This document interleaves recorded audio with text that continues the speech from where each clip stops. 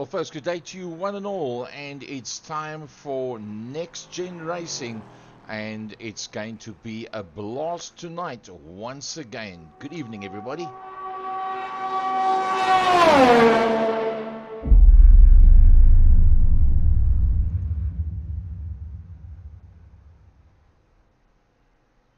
So that's where we're going to be tonight. It's going to be awesome stuff. Can you believe it? The opportunity to do what we love on a Thursday night. Nxtgen Racing, Proto Season 4, round number 5 from the iconic Monza circuit. I think it's going to be utterly brilliant, and a full packed field of cars that's going to be out there. All of our favorites, and well, anything can happen in this form of motorsport. We're going to have a 20-minute qualifying session, which is going to be coming up, which is in fact just started now, and then we're going to be going from there into a 20-minute race. Then we'll do a total invert of the grid, and we'll go into a 1-hour race directly thereafter. So that is the way that it is going to start out this evening. Good evening to you one and all from my side, Gary Fleming. Great to be with you again this evening, and I hope that you guys are going to enjoy this one with me.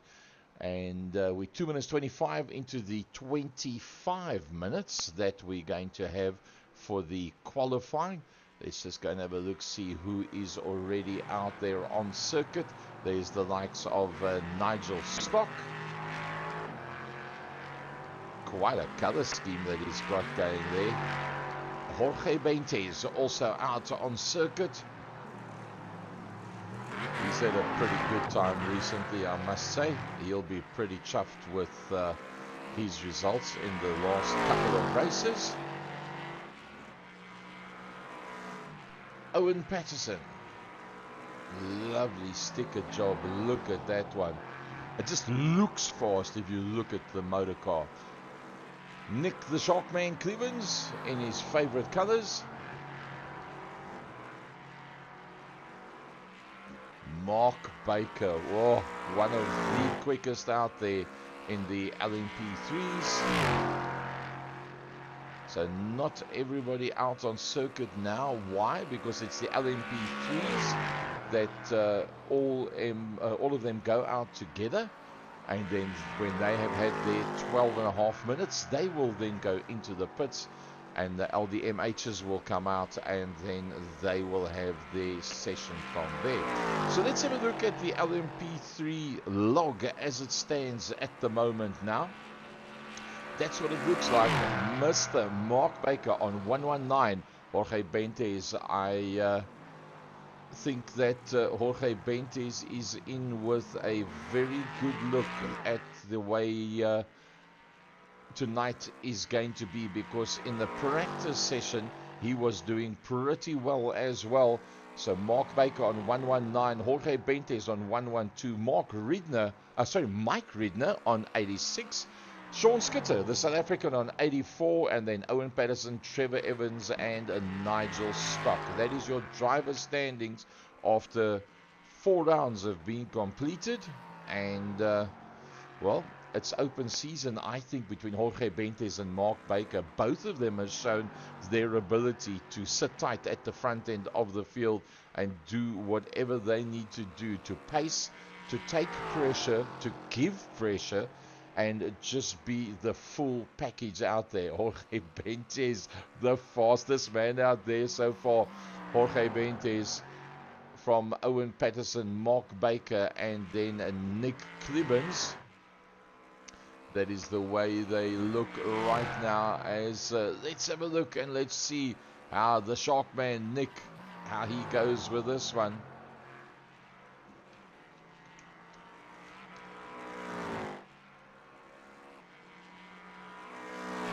Oh, looks like he's pushing pretty hard.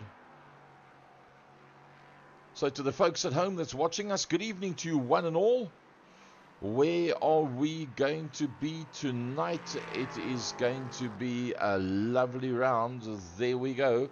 It is the Season 4 of Proto, round number 4 from the Monza Grand Prix circuit.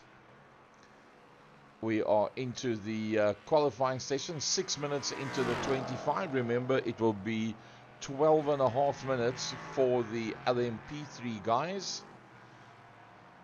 And for those of you that have just joined us, welcome. Great to have you with us. And a big thanks to IMB Raceway for their involvement in Nxtgen Racing.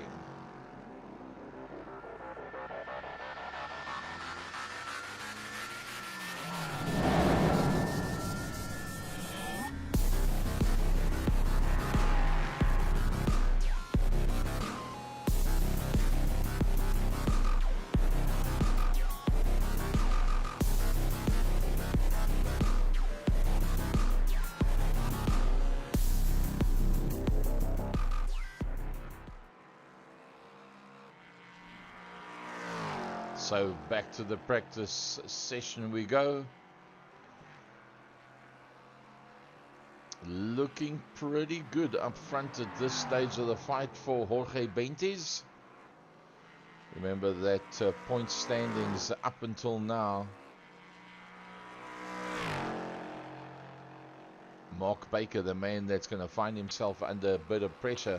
Because Mark Baker has got the highest points on 119, Jorge Benitez on 112.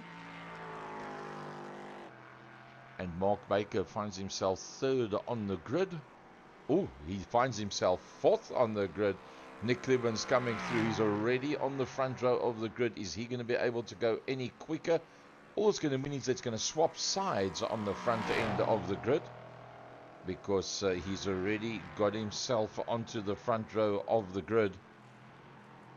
Jorge Benitez, the fastest man out there now. Jorge has just completed yet another lap, and he finds himself on a 1 minute 44.861.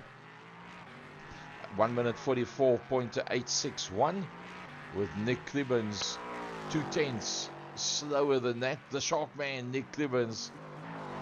He rides in the GT3 series as well. Owen Patterson with that lovely sticker job that he's got. Mark Baker, the man that's under pressure right now, is leading on the points. But Jorge Benitez is leading on the qualifying board at the moment.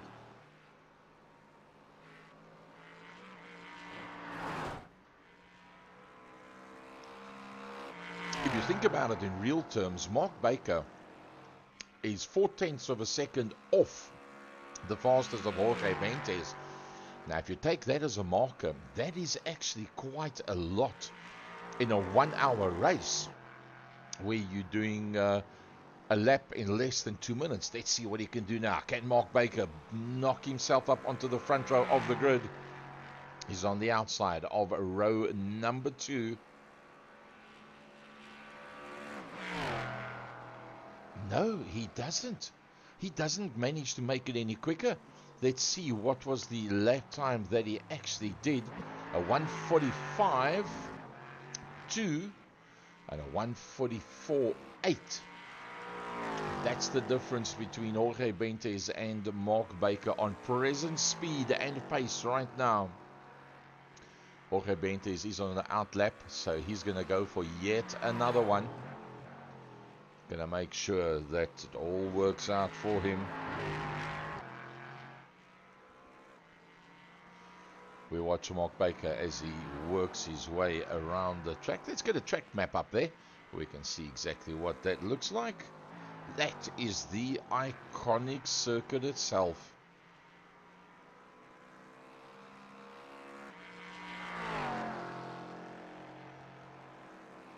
So let's have an exploded view of that circuit. Monza GP layout. Parabolica. As you come out of that Parabolica to Variante 1. And that is very, very good passing maneuver position on that one. You've got to block it off pretty neatly up against the pit wall on the right hand side going down into that. Curva Biasono. Curva Biasono is flat foot third gear through to fourth gear up into Variante 2.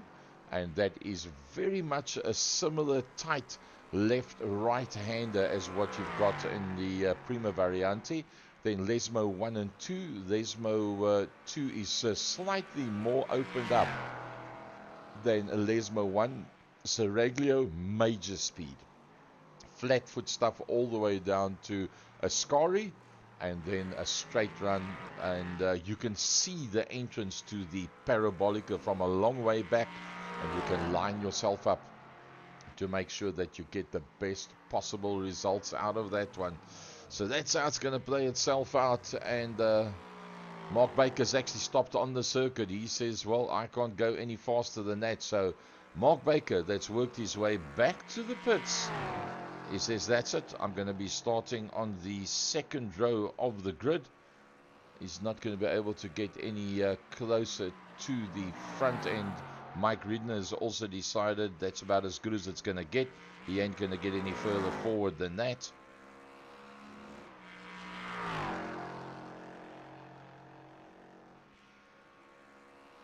"12 minutes has gone, so basically their time is just about up, the LMP3s. And then the next group it will go out will be the Protos, the LMdHs. Into the pits goes Jorge Benitez. He'll be happy with that one. 1 minute 44.861, just 31 thousandths of a second quicker than Owen Patterson. He's working his way down through Parabolica. He'll be going back into the pits now as well. Nick the Sharkman also working his way through the Parabolica. Demon Tweaks on the side of that motor car. And into the pits he will go. Oh no, he finishes that lap off just to see if he can go a little bit quicker. And then he stops because then the rest of the guys are coming out, and this is the LMDHs as they work their way out onto the circuit. There's Nigel Stock. He works his way in. So Benji M, Benjamin McCluskey, he's out on circuit. Gaza, Gareth Williams, lovely color scheme on the Nxtgen racing car. Mark Sykes is out there as well. He's had a pretty good run recently, I must say. Jochen Sigurd. Oh, look at the front lights on these motor cars. They look so hot. These cars are blindingly quick. Gustavo Frigotto. He's got the lights on. He's expecting to pass a bit of traffic. That's why he's got the lights on. Mr. Stefan Wessels, the man that everybody wants to catch. The 27 BMW. Wesley Lewin works his way around. That's the end of his warm-up lap. Remember, they come out of the pits, they do a warm-up lap, and then they start with their first flyer. Paul Williams out on circuit as well in the 7 car. It's got that British sign on the side. Alan McCain also out there as well. He works his way down towards the Variante 1. That's going through Curva Biassono. Flat foot all the way through there. No lift off whatsoever. Keep on trucking all the way up there. Then you climb hard on the brakes. Turn it in sharp left. Curbstone, sharp right, touch of curbstone, then flat on the gas again into Lesmo 1. That's pretty much a 90-degree corner. And then Lesmo 2 is a little bit less. It's around about an 80 to 85-degree corner. Now, down Seraglio, as we ride on board with Alan McCain underneath the Fly Emirates bridge he goes. Down towards Ascari.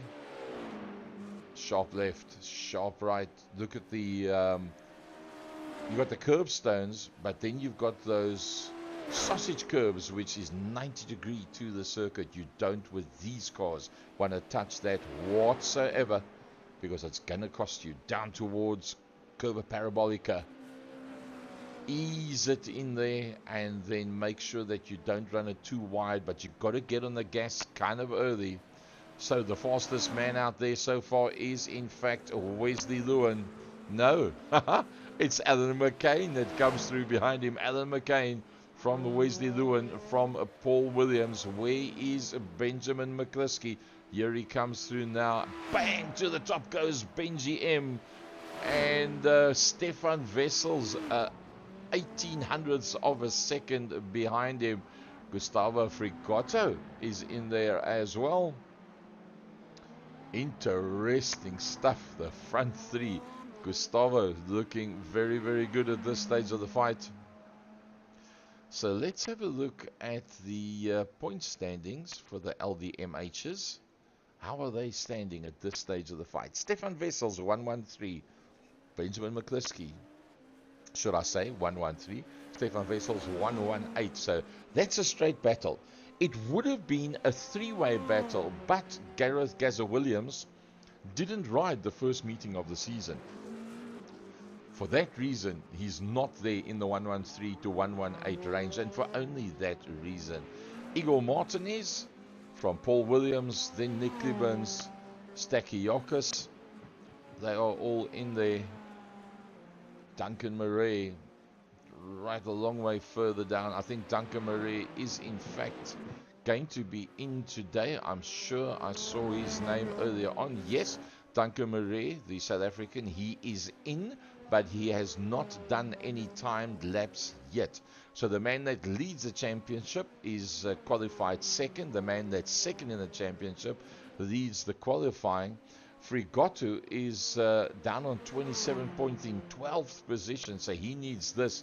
Everything that he can get out of this one, he needs. There's no doubt about it. And then Mark Sykes, he is down in 15th position, so that's going to work out just fine for him at this stage of the fight. Let's see how they're going out there on circuit. Where is Benji B? There he comes around now. That's on the way down towards the Parabolica. He's on a warm-up lap. Let's see what it looks like from inside that cockpit as he works his way around. And a big, big thanks to all our sponsors for Nxtgen Racing. You'll see them up on the right-hand top corner. Right, here comes Benjamin McCliskey on his way down the straight. Let's keep an eye on exactly how this one looks from on board with Benjamin McCliskey. Now look how tight this one is.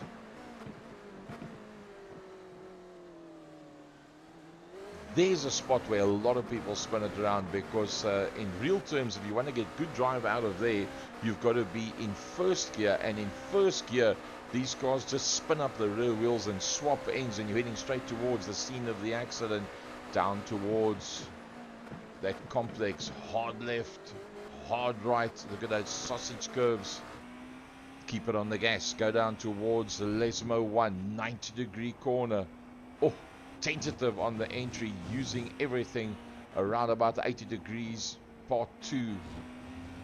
Oh, that was nice and smooth. That was very, very smooth. Down Seraglio he goes. Takes a light curve towards the left-hand side. That downhill, you pick up massive amounts of speed. Flat foot in 7th. All the way down to 3rd. Miss those sausage curves. That's a 90-degree. Oof. Towards the circuit. Well, Gazza is in there. Gazza's in that second position. He's bumped himself up onto the front row of the grid, ahead of Stefan Wessels, and that by 0.05 of a second. So given that there is such a small difference in a 1 minute 32, just a bit more than a tenth of a second, can Gazza go any quicker? 132.815 is the fastest that Benjamin's done so far.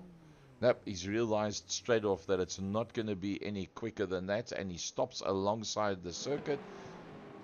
Oh, Gazza making a bit of contact there, and that blows his opportunity at a fast lap. Stefan Wessels, where is Stefan? That's the Parabolica. Can Stefan knock Gazza? Here he comes through now. Stefan Wessels, second row of the grid. 18 hundredths of a second. And no, it's not any quicker. Stefan Wessels stays on the second row of the grid. Frigoto, what can he do? Here he comes to the Parabolica now. He's on the out lap, so that's not a problem. Now he's starting his flyer. And then Paul Williams is also on the out lap. He's just warming up those tires nice and smoothly, making sure that he gets the maximum that he can out of those tires on the flyer. 9 cars that are going to be out there in the LMdH class, and then another 6 that's going to be taking part in the LMP3s. So for those of you that have just joined us, welcome. Fantastic to have you with us. Where are we today? It is a iconic track, an iconic event. Nxtgen Racing Season 4 Proto round number 4 from the Monza Grand Prix circuit, and this coverage is brought to you by Second Gear Productions. And well, it's an honor to be able to do Nxtgen Racing. I'm very, very proud of the fact that we are linked up with Nxtgen, Second Gear Productions, and you can then in fact get some more of the Second Gear Production Racing if you go onto YouTube, go to Second Gear Productions, and that is where you'll be able to see some of the South African side of motorsport, what we do back in the southern tip of Africa. Frigoto goes to the front. Gustavo Frigoto goes to the front. Can you believe it? He's knocked McCliskey to the left-hand side of the grid. That is utterly brilliant. Back into the pits he goes. There he stands. Luckily for McCliskey, he's on a flyer. And there's still 2 minutes to go. So this is the only chance that Benji M has got to get back onto the pole position. He is on the front of the grid. Where is Stefan Wessels? Not that far behind him. Stefan is just 6 thousandths of a second off of Benjamin McCliskey, and he slowed right down. So he's not going to be able to bump himself up onto the front row of the grid. Where is Gazza? Here comes Gazza now. Gareth Williams. Can he go any faster? Nope, he stays where he is as well. That's not going to change. Where's Paul? Paul will make it in time to complete this one. So he might knock one of the biggies off that top step. It's not impossible. He's so close right now.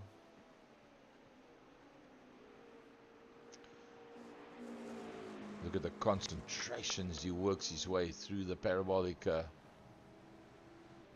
Cuts that as tight as he can. The shortest distance between 2 points is a straight line. Paul Williams 2/10 off. Can he go any quicker? Paul Williams not been able to go any quicker, and there's only seconds left for this one. Alan McCain, here he comes through now. He's 2.2 off the fastest lap time in his class. He doesn't manage to up the pace there either. Where's he doing? Where is Wes? Now, I don't think he's going to make it. Well, he might. That's going down towards the Parabolica. He might just make it that the computer allows him to complete that lap, but it's kind of unlikely. Oh, and he's gone right off. He's gone right off. So that is the end of that. And that comes to a blinding stop for him. Wesley Lewin will just slow it right down. Gazza's still... Yeah, there he's finished off his lap as well. Where's Benjamin? I don't think the computer's going to give him enough time to be able to complete that lap. I think it might cut him off. And at the end of the day, all that Benjamin is going to... Oh, Garrers! Gazza's knocked him off the front row of the grid. No wonder Benji is still out there and flying, using the curbstones, the extras, and more, because Gazza has got himself up into that second position. He's knocked Benji M off the front row of the grid. There's Benji. Can he get back onto the front row of the grid? You're looking at 1200ths of a second is what he needs. Nope, it's not going to be. Benji will have to start on that second row of the grid alongside the main that's the closest to him on points, which is Stefan Wessels. So, interesting stuff. Can you believe it? Can't wait for this one to actually start. Just wait for them to get ready to come up onto the grid. As we said, that Monza circuit, iconic, utterly iconic circuit. It's been there since 1949. The GPs have run here all the way through the Grand Prix. And, well, there's no reason not to run Grand Prix on this amazing circuit, because it's got all the run-off rooms, it's got everything you require, it's got the necessary grandstand facilities, 5.793 kilometers, 3.6 miles of action-packed tar track, which can give you some of the best racing that you can wish for. And keep in mind, with the variation of corners, you've got everything that you need in terms of setup for how to make the car turn.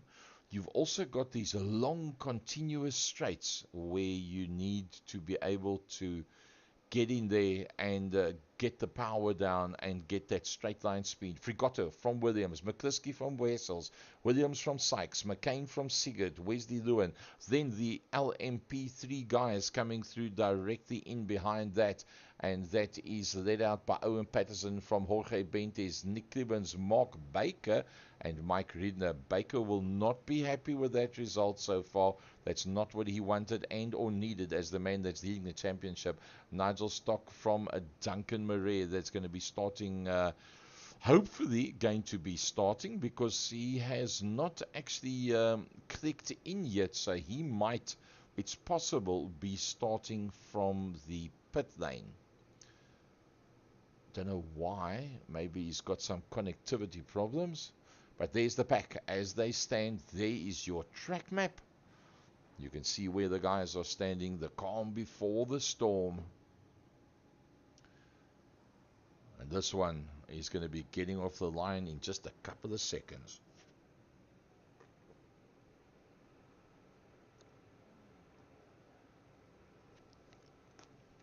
Alan McLean kicks in, and he was the last person that was not on the grid yet. Our safety car hooks first gear. He's just about good to go.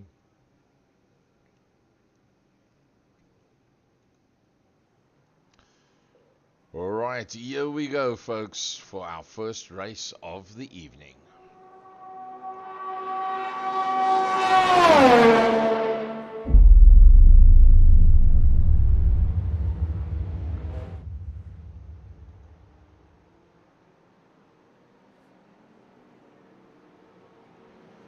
Are you ready for this?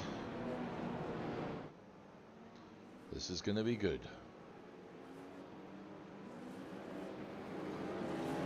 The calm before the storm. Just think about what it must be like for these guys right now. There'll be adrenaline rush of note.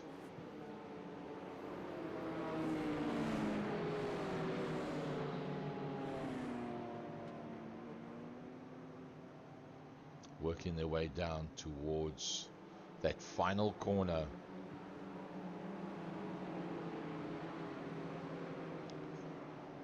And now the heart starts pumping. It's just about time to go. Pace car pulls off. Gaza and Frigato on that front row of the grid. Who is going to get the whole shot down into turn number one? Remember, Prima Variante. That very first chicane is very, very tight. But it's green and off we go. It's Gaza that gets the initial jump, and Benjamin McCliskey is dived up on that inside line. Benjamin's actually sitting in a perfect position at this stage of the fight. How do they all get through there? Benji takes it very tight. Oh, that was Vessels that got in there, and Benjamin's been turned around, and somebody's lost their back wing. It was a 3 abreast. Look how Benjamin's going to just turn that one around and try and get it going again. He's got to wait for the LMP3 cars to go through. Oh, that's exactly what he didn't need. Gazza leads them out. What a terrible, terrible start for Benjamin McCluskey. Let's have another look at that one quickly before it disappears from our screens and sights. He did it all right up until there. Vessels was on that outside line. They were 3 abreast. They made it that far. And then that light contact. Then he had to turn it around. Then he had to wait because there was cars coming.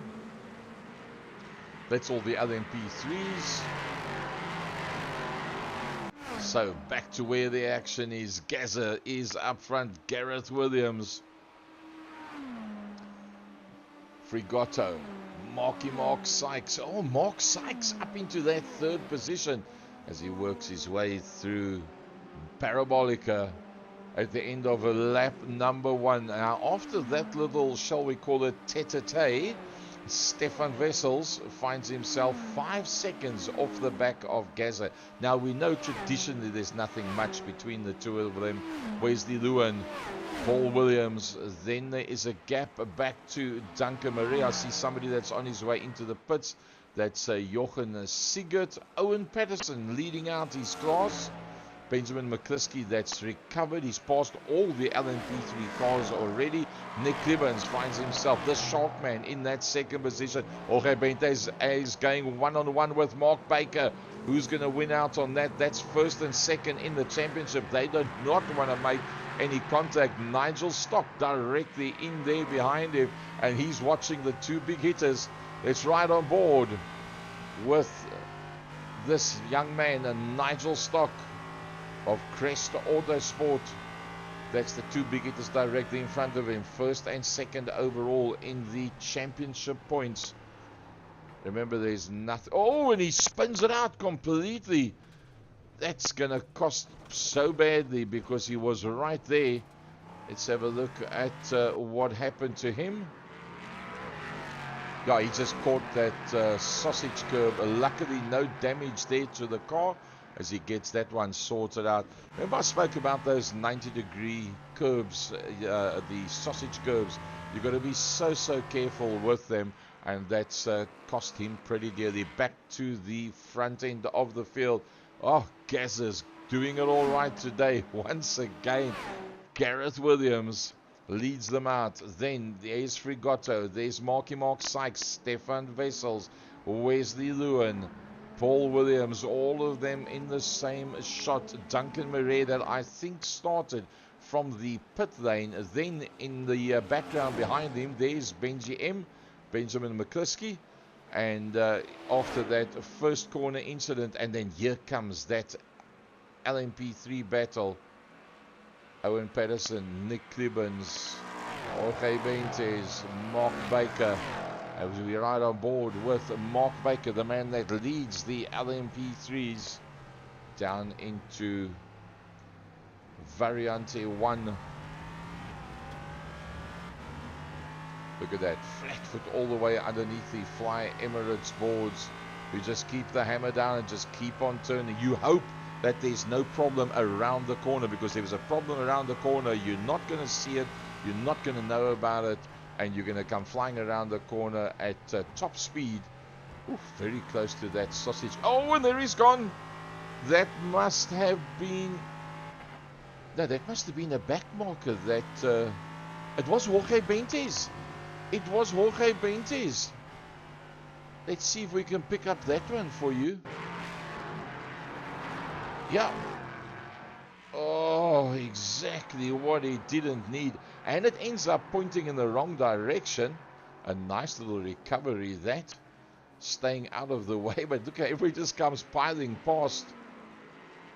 Jorge Bentes, exactly what he didn't need at that stage of the fight. And I mean, if you look at the points, it's so close between them. It's exactly what Jorge Benitez doesn't need, because Jorge Benitez is 7 points behind Mark Baker, and then he goes and has a spin like that. That is a disaster at that stage of the fight, as we ride on board here with Mark Baker as he works his way past the pit entrance. Let's go back to the front end of the field. Gaza, he's got a nice little gap between himself and Gustavo. Then Stefan Wessels. Mark Sykes holding on to the back of Stefan Wessels. He's not letting Stefan get away from him. Now, if you look at what we've seen from the beginning of this series, it was all about Stefan Wessels and who can catch him and or hold on to him in some or other format. But the rest of the guys have just picked up the pace so well. It's phenomenal the way that the guys have actually closed down on Stefan Wessels, and he has not had it all his own way whatsoever as they come through now, passing the back markers. Mark Sykes goes past Sean Skitter. The next man that's going to be there in front of him is going to be Wesley Lewin. It's just climbing behind the steering wheel.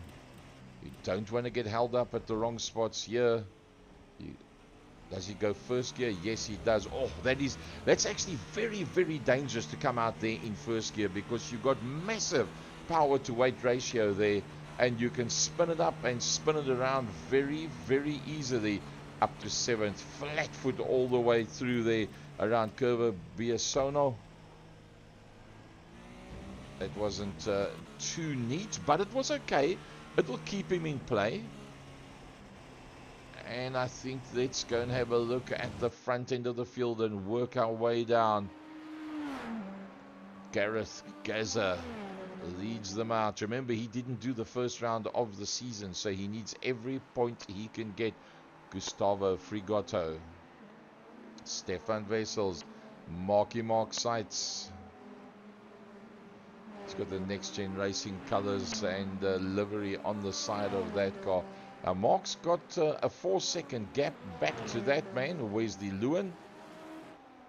Then behind that is, in fact, Paul Williams. Coming through behind Paul Williams, there's Duncan Murray, the man that started from the pits. Goldwing Motorsport. Take it, he likes motorbikes. Benjamin McCliskey on the recovery trail, trying to close up. Let's have a look at the last lap times that they actually did. How's Benji going? A 34.2, a 35.3 from Duncan Murray. So Benjamin McCliskey taking 1.1 second out of the car directly in front of him. So McCliskey on a 135 flat right now takes another 4/10 out of Duncan Murray. So almost 2 seconds in the last 2 laps that he's taken out. Who is the fastest out there right now? 33.867. Stefan Wessels. On the last lap, Stefan was the quickest man out there. There he goes. Whoop. He's pushing that one hard. Let's ride on board with the Master Blaster. Let's see how that one looks. Underneath the bridge he goes. 7th, 6th, 5th, 4th, 3rd, as fast as you can click those pedals. Oh, he got good drive out of the corner there. Stefan Wessels, 133.867. 9 minutes and 15 seconds. Lap number 6 of this 20-minute race. That's how far he has managed to get so far as he works his way through. Ooh, you can't go. That's what happens when you get on the gas just a little bit too quick. Coming through the Parabolica. Let's see what kind of lap times he puts up now. 134.262.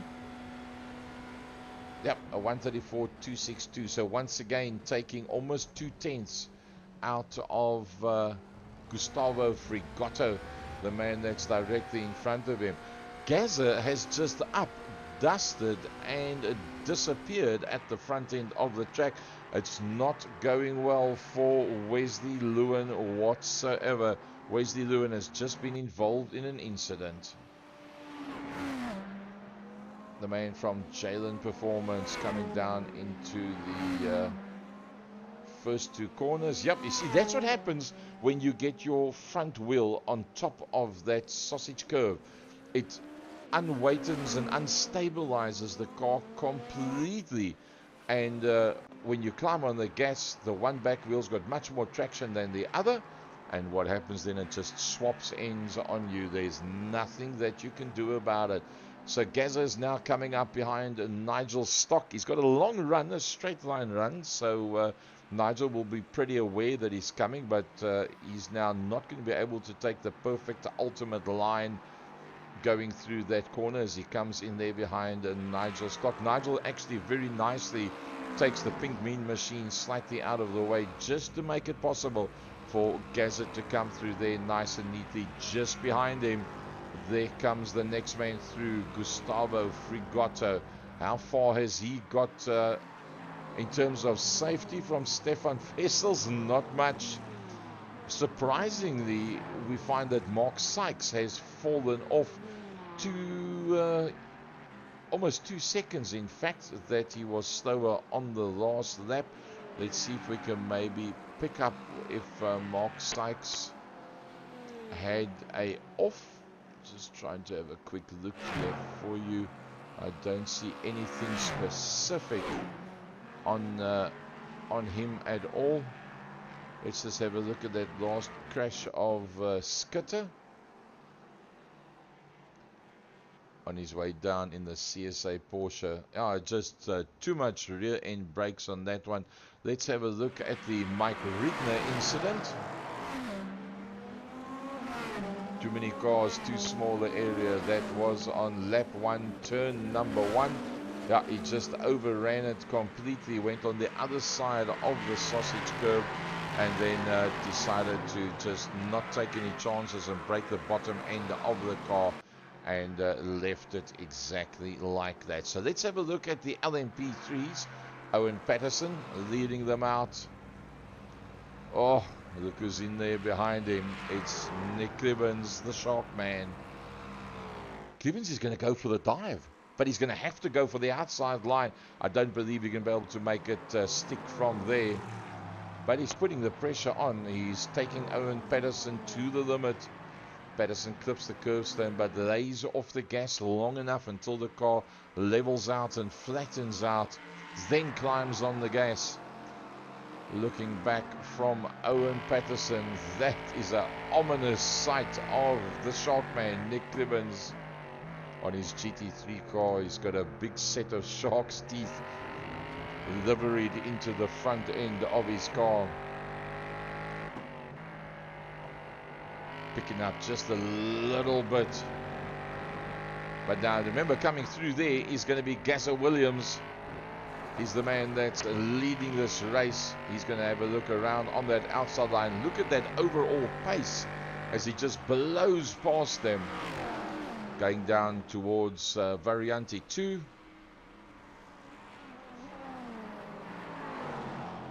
There's that battle royal. Nick Clibbins all over the back end of Owen Patterson.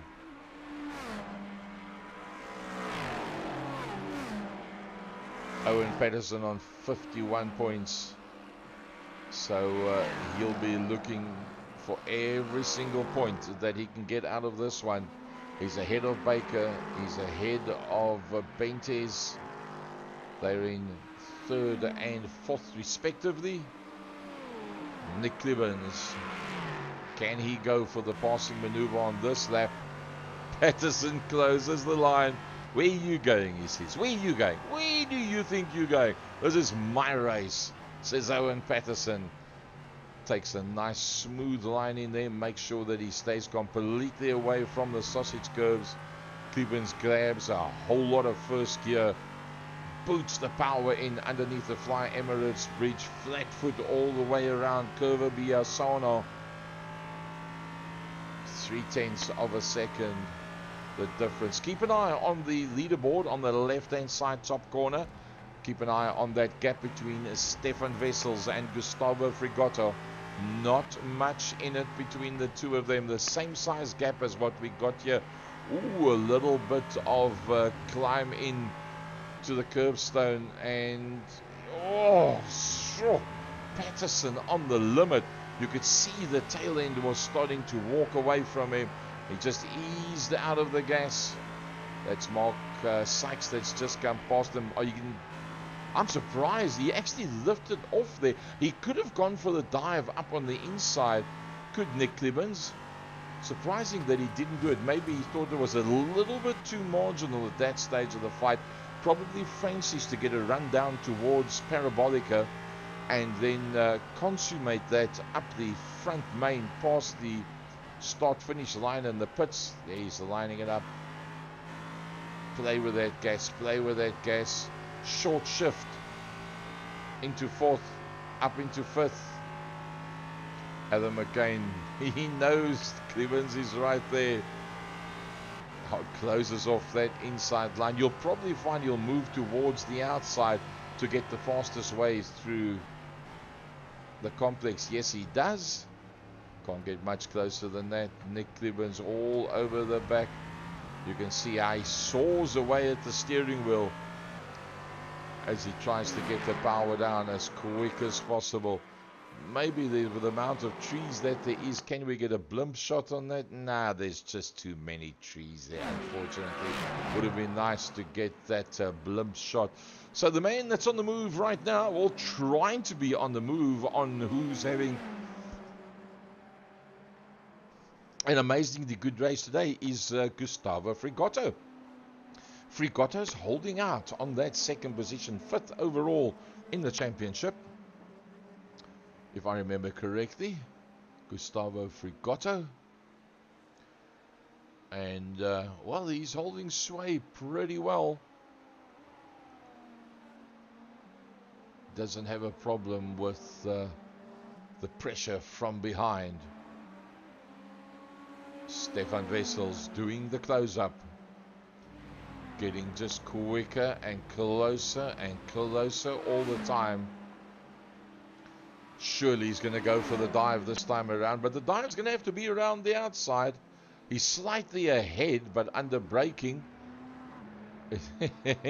You can't get much closer than that. Playing it safe in the Semcrete CSA Porsche entry. Stefan Wessels, one of SA's best. But remember this guy. His name is Gareth Gazza Williams. He's up, dusted, disappeared in the number 90 car, representing the UK and Ireland, and that's the battle for second directly behind him. Stefan Wessels following through, and then remember Marky Mark, he's there 7 seconds further back. Then we've got Paul Williams, was almost in the same shot, and then in the background we'll see Wesley Lewin. The comeback, Benji M, Benjamin McCluskey, working his way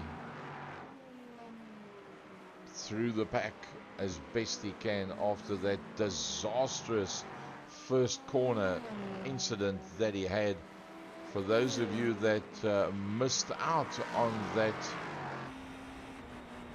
first little incident that we had that cost him so badly, it looked like this. Benjamin McCluskey on the inside line from the second row of the grid, as tight as he can go, turns it in right on top of the curb, 3 into 1, and that width doesn't go, turns it right around, and then gets a bang on the left hand front corner, flicks it around, wants to get going. LMP3s come through, got to wait for all of that to come to an end, eventually gets it back out on the circuit, and that is the reason why that man is not fighting it up front with the likes of Stefan Wessels, who's still on the tail end. There's just now 5.5 minutes to go.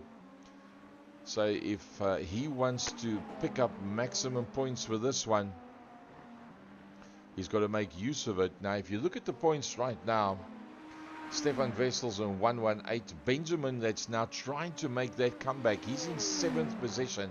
Stefan finds himself in 3rd position. Gazza, that is on 80 points, that's missed the first round, that is 28 points behind Stefan Wessels, finds himself in a leading position. Now we know that Gazza doesn't make mistakes very easily whatsoever. He's very, very consistent out there. So all he's got to do is keep on doing exactly what he's been doing for another probably 2.5 laps. And it'll all work out for him. He's actually got a hope that Gustavo can somehow hold off the flying man behind him. And that being Stefan Wessels slowing down. Stefan Wessels has stopped. Well, we actually missed it. Can you believe it? That was coming across the line, and we're so excited about what's happening. We actually missed out on that one. It's the end of the race. There comes Mark Sykes. Mark Sykes has already done his last lap. Paul Williams, Wesley Lewin, Benjamin McCliskey. I was thinking that it's actually 25 minutes, but it was just 20 minutes. McCliskey, Duncan Murray, there comes a Jochen Sigurd that is going to still come across the line. Wow, it all came up on us. What an amazing race. You get so just absorbed by it, and you actually miss the checkered flag. Jochen Sigurd on his way through to pick up his 9th in class. Alan McCain, the next man that's going to come through behind him. Oh, he's actually spun it. It's Alan McCain. So he'll work his way down towards the parabolic. He's the last man out there on track. You can see Stefan Wessels was eventually just 1600ths of a second off Gustavo when they came across the line for the last time. So he's the last man to end up coming across the line. And that was your 20-minute first race of the day. And that from this iconic Monza circuit. Let that vision of that circuit get imprinted in your brain, because it's just next level. It's something else. It's one of the most iconic circuits in the world that you're going to see. And well, if ever you get a chance to race on a circuit like that, believe me, you need to go and have a look at that circuit. Let's see if we can pick up the results of that race for you. That'll be race number 1. There we go.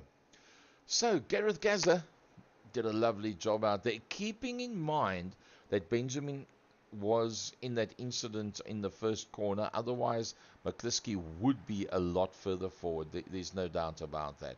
So it's Gazza that's done a brilliant job. He wins out from Gustavo Frigoto. Brilliant drive from that 5th position overall in the championship for Gustavo Frigoto. Stefan Wessels trying every trick in the book in the CSA Porsche entry and not being able to get the 27 car past the 86.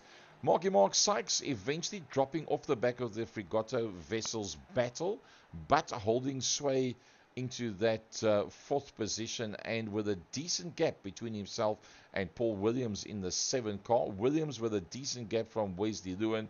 The recovering Benjamin McCliskey that started off at the exit of Variante 1.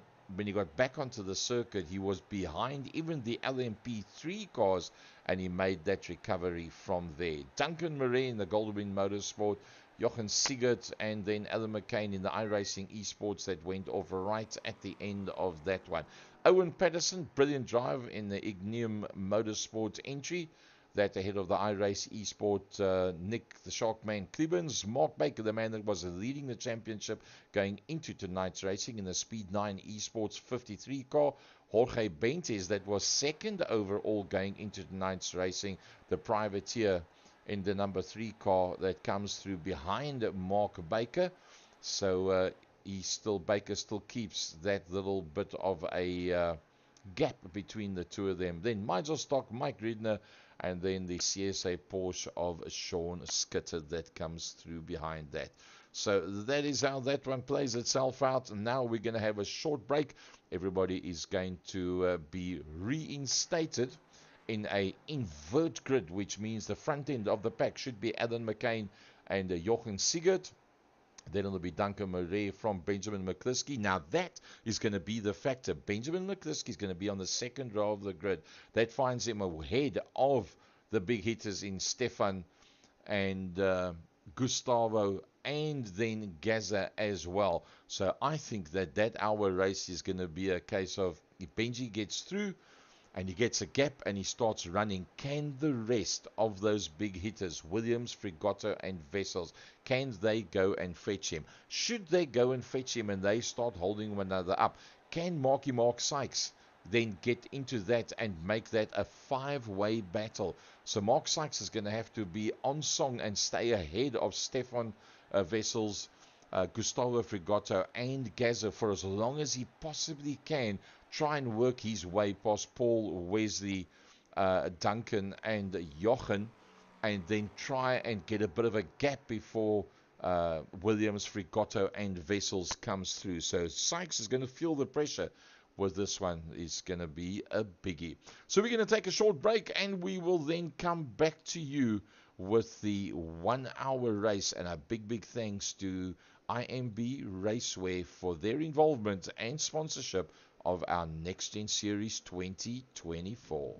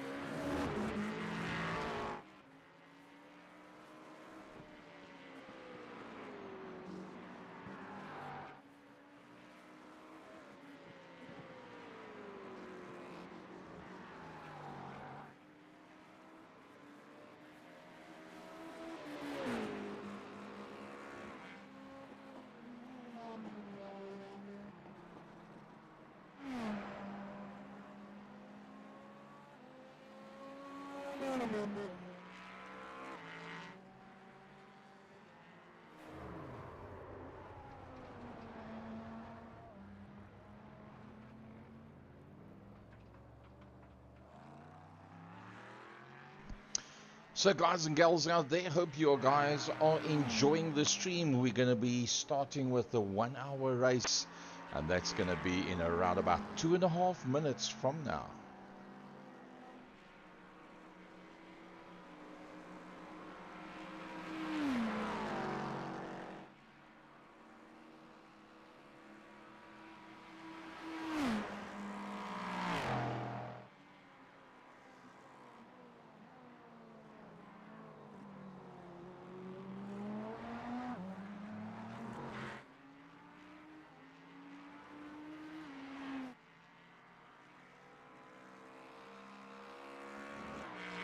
So remember, on the restart, it's going to be an inverted grid for the two different classes as they ended up, the LMdHs and the LMP3s. The LMdHs, obviously the quicker of these two different types of motor cars. And we will be starting with that in about 1.5 minutes from now. Big thanks to all our sponsors. Joyce Design on board with us for the season. Higgins Motorsport.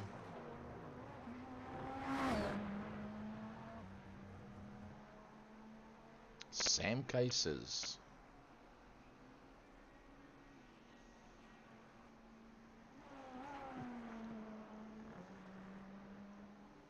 Esports Motorsport UK.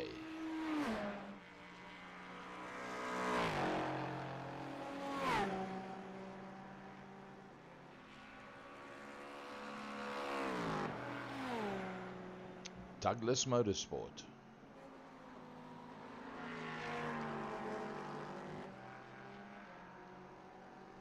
Benji Sim Photos.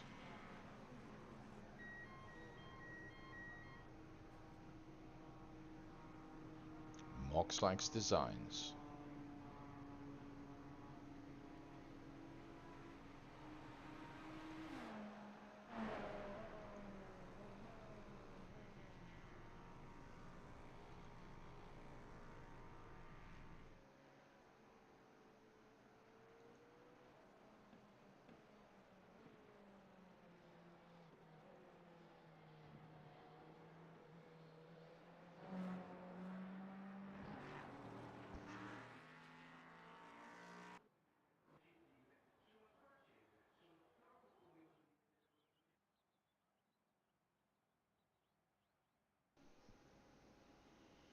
Right, folks, here we go. Nxtgen Racing Proto Season 4, round number 5. We've had the 20-minute race, and it was just too quick. It was just too short. There wasn't enough time to get to everything. And now we're going to have 1 hour of action that's going to be coming to you. And massive big thanks to Nxtgen Racing for giving Second Gear Productions the opportunity to join you for this season. And well, not just this Protos, but also for the GT3s as well. So that inverted grid, as we said it was going to be, Alan McCain and Jochen Sigert from Duncan Murray, that started from the pit lane, and Benjamin McCliskey, that was in a recovery run. He's going to be the man of the moment, probably with this 1 hour. Wesley Lewin from Paul Williams, Marky Mark Sykes from behind that terrible trio, Stefan Wessels, Gustavo Frigotto, and then Gaza Williams. Just a little bit further down, we look at our LMP3s, Sean Skitter, Mike Ridner on the invert from Nigel Stock, then the big hitters, Jorge Bentes, Mark Baker, Nick Clibbins, and then the main man of the 20-minute race earlier on today, and that is Owen Patterson. That's done so well. So for those of you that have just joined us, this is where we are. It is the iconic Monza circuit, the GP, the Grand Prix layout, 5.793 kilometers of pure brutal speed, 3.6 miles, and it's built right next to the city of Monza, north of Milan in Italy. It's been there since 1949. The Grand Prix have run there ever since the Italian Grand Prix. That is where it happens every single year. Unfortunately, there's been quite a high death toll. 52 drivers and 35 spectators have died in the history of this circuit. So 75 years, that's 87 people that have passed away. Lots of chops and changes that have happened with the layout of the circuit, and they've done what they've done to ensure that they modernize, and then also to ensure that the fatalities is reduced as far as possible. So there is our Nxtgen view from above. It's going to be Alan McCain that's going to be leading them out when the lights go green, and down towards turn number 1. Alan McCain from Wesley Lewin, then it's Benjamin McCliskey, then it's Paul Williams. In there behind that is Jochen Sigurd. Everybody looks like they're going to get through okay. Stefan Wessels keeping it nice and smooth and clean. Here comes the big hitters. There is Gaza. There is Gustavo. Mark Sykes has already dropped through behind the 3 big hitters. Let's go to our LMP3s. Here they come through now. Sean Skitter, the man that started at the front row of the grid. Nick Clibbins, the Sharkman, ahead of Nigel Stock. Nigel Stock has got a gaggle of cars in there behind him. The winner of race number 1, Owen Patterson, all over his back bumper. Jorge Bentes, second overall in the championship. And Mark Baker, the man that leads the championship. They've all got past Mike Ridner that started on the front row of the grid. Oh, and going off the circuit and coming back, that was Duncan Murray. So it's really not going well for him. There is Duncan Murray that decided to get going then from the pit lane as such, and gets himself back out on circuit. You can see it all went wrong there right from the beginning. So look at that front row of cars. Everybody's so close. Let's go to Stefan Wessels and let's ride on board with Stefan Wessels, and look at that tantalizing row of cars that's there in front of him. He's so close to the back of Paul Williams. Williams stays on the outside. Wesley Lewin closing off that inside line. Oh, and they have a spin, and well, he gets held up there quite a bit. That's going to open things up completely at this stage of the fight. That's not what we wanted to see. And it was, in fact, I think Wesley Lewin. That's where the whole thing started. They spread out going down towards Variante 1. That's where the knock came. Turned around and everybody went flying from there. Let's have a look at it from Stefan Wessels' point of view. He comes through in their BMW Motorsport car. All fine at that stage of the fight. The action happens right in front of him. No way to go. Bang, he goes in there. And then the other man that was badly affected by that, obviously, is Benjamin McCliskey, as he got himself tied up in that one, turned around, and that from a second position. So that cost him very, very dearly. As we go back to what's happening out on circuit, it's now still Alan McCain that's leading out. Sean Skitter has unfortunately been involved with an incident as well. And that, in fact, could have been him and Nigel Stock together that was involved. Yeah. Oh, that was the incident that happened before that. And I think that started off with Nigel Stock. He was leading out the group at that stage of the fight. They were trying to get past him. Baker up on the inside. Not enough space. Baker gets turned around. Everybody else just piles in there. And, well, it was Sean Skitter that got himself in no man's land with that one. Comes through, does nothing wrong whatsoever, and here's this pile of chaos in front of him. That cost him very, very dearly. So how does that one now play itself out? The Sharkman, he leads them out. Nick Clibbins, the iRace eSports man, came through the best of that. The man that's second in the championship going into tonight's event. Just a little bit further back, there is Jorge Bentes. Well, I say just a little further back, but there's actually quite a gap between them with that one. because Nick Clemens has got himself almost 5 seconds on Jorge Benitez. Not far behind that, another 4 seconds back. There comes Mark Baker, the man that was leading going into tonight's racing. Then it is Mike Riedner. Then a recovering Duncan Murray. And that means that we've got 3 guys that are in the pit lane as such. There they are. That is Sean Skitter that's busy making his way out. Also on his way out then will be Owen Patterson, the winner of race number 1. Also on his way out there, that's Owen Patterson. He won race number 1. Nigel Stock comes out there as well. So what a turn up for the books. Hectic stuff. Now, Alan McCain has decided that he's going to take the opportunity, seeing that he started right at the front.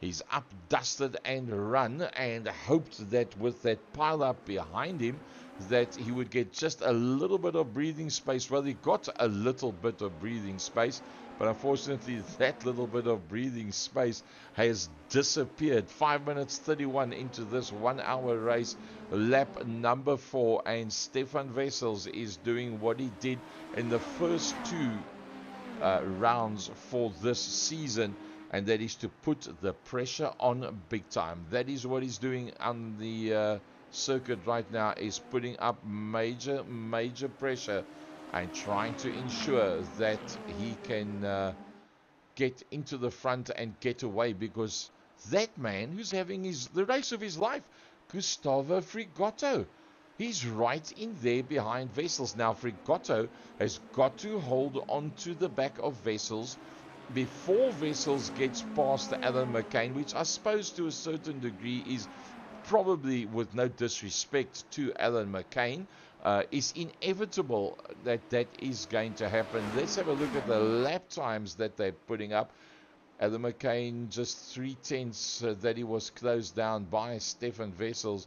Frigotto was, no, it's more. There's a 1:34.4, yeah, 3/10, a 1:33.8. That's 3/10 of a second that Gustavo closed up on the back. Now, that is why I say Gustavo needs exactly that to happen. He needs that Stefan Wessels gets held up.